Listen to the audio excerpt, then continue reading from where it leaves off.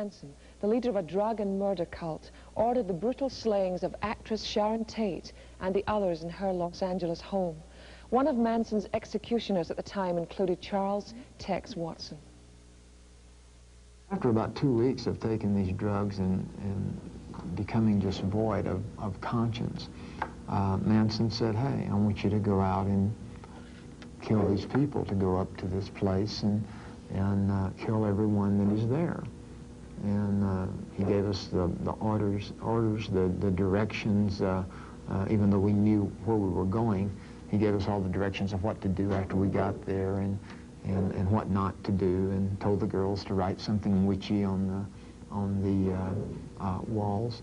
And here I was, a naive Texas boy, without a conscience of really right and wrong, thinking that the world was going to come to the end tomorrow.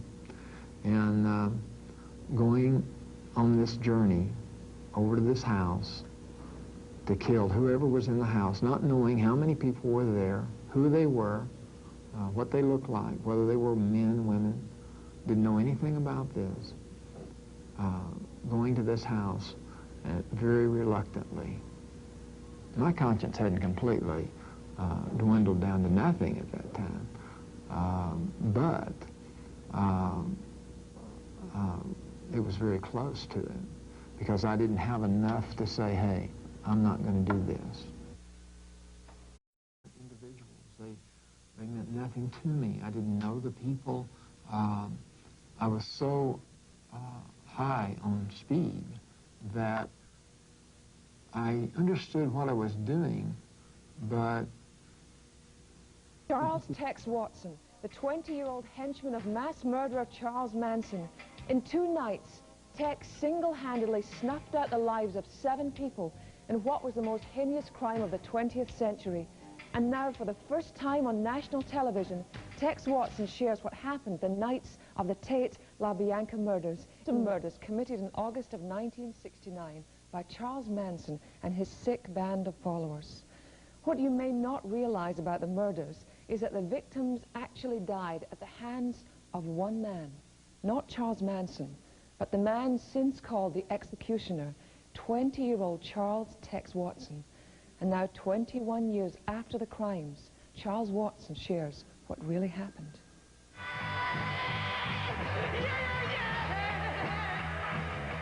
August 1969. America reeled from 2 nights of murder, 2 nights of helter-skelter. A young 21-year-old man, along with female accomplices, committed all 7 of the Tate LaBianca murders. Charles Watson.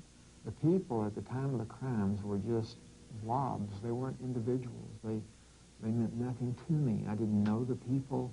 I was so high on speed that I understood what I was doing, but it just didn't make any difference anymore. How does a boy from a good family in Texas end up killing 7 innocent people in Hollywood? Charles made 2 fatal mistakes.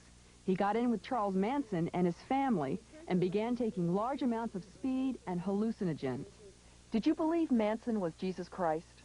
Yes, we did. We didn't know if he was Jesus Christ or the devil. We were very confused. We were very mixed up. We were living just for today.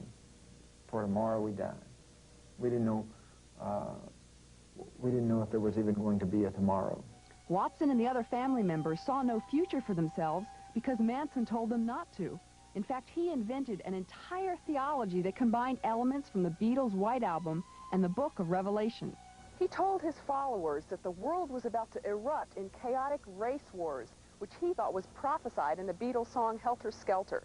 The Hollywood murders were supposed to trigger the end, and then Manson and his followers would escape on dune buggies to a bottomless pit in the desert, a pit which, incidentally, in the Book of Revelation, stands for hell. It didn't start out, hey, I want you to go out and murder these people. It didn't start out that way. It started out, I want you to do this, I want you to build this, I want you to do this, until we became under his control. And he did a lot of role-playing, and putting a chair in a circle and saying, you know, picture a person in that chair and how you would put fear into them if you were in their living room talking to them. So he prepared us for what was to come. So by the time he issued his orders and his impatience to bring down the chaos, you realized he was serious. I realized he was serious, yes. And even up to the moment, I mean, even up to a week before he asked us to go out and do the murders, there was another family member that had committed murder, and I could not believe it. I just could not believe what this guy had done.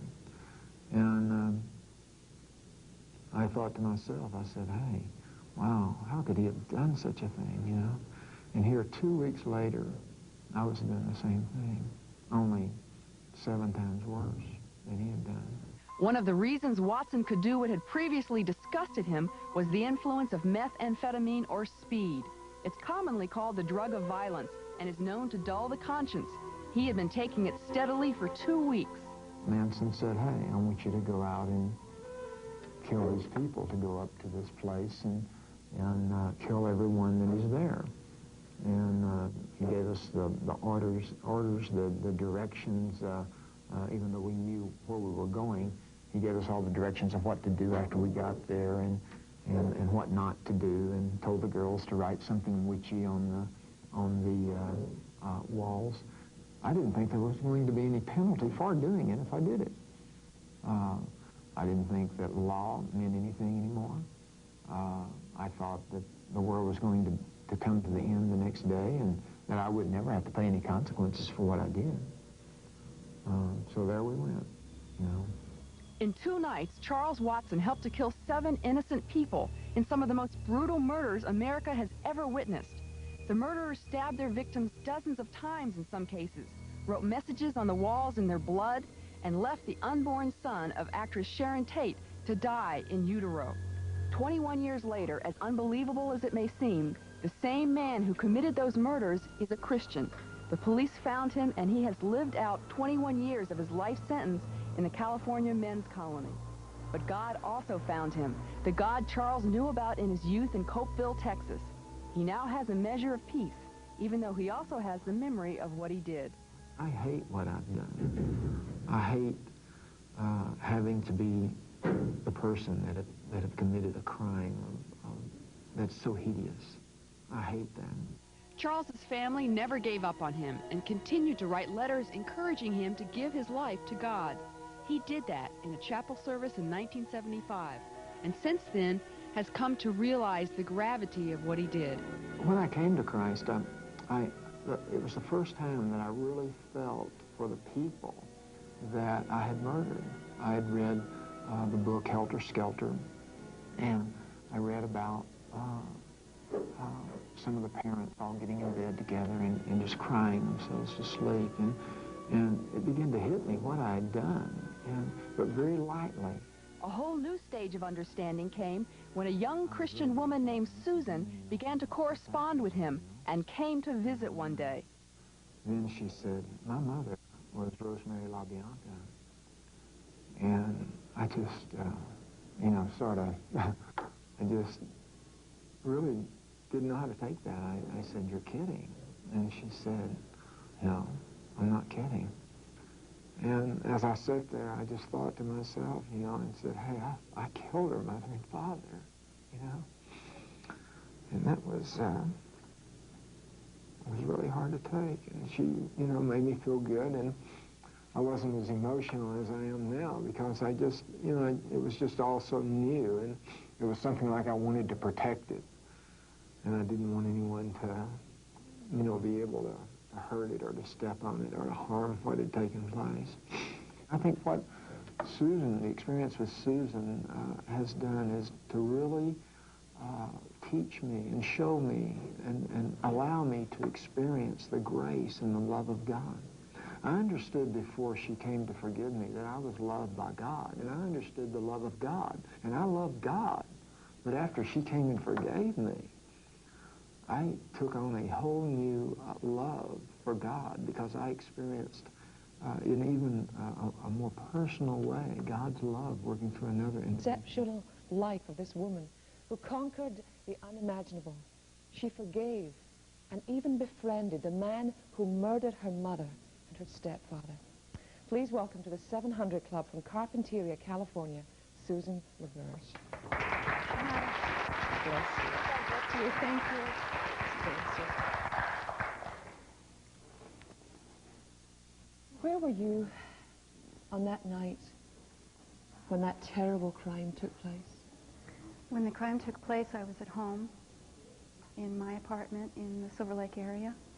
Now, you had spent time with your mum and your stepfather earlier on that day, hadn't you? The day before? Yes, we had gone to a lake in the Mojave Desert and gone to pick up a speedboat that we'd left with some friends. And we came back together very late that night, and they dropped me off, and then they went on home to their house. How did you hear of what happened? Who discovered? Well, the next day, my brother had stayed at the lake, and he came back, and he went to the house, and he saw that the boat that is usually left somewhere else was still at the bottom of the driveway. And he went up the driveway, and he didn't think that things were normal. He just felt that something was abnormal. And so he walked about 5 blocks to call me on the telephone and to ask me to come and get him and to go to the home together. So together, he and I and a friend went and discovered my parents dead. Is there any way to describe how you react to such a sickening scene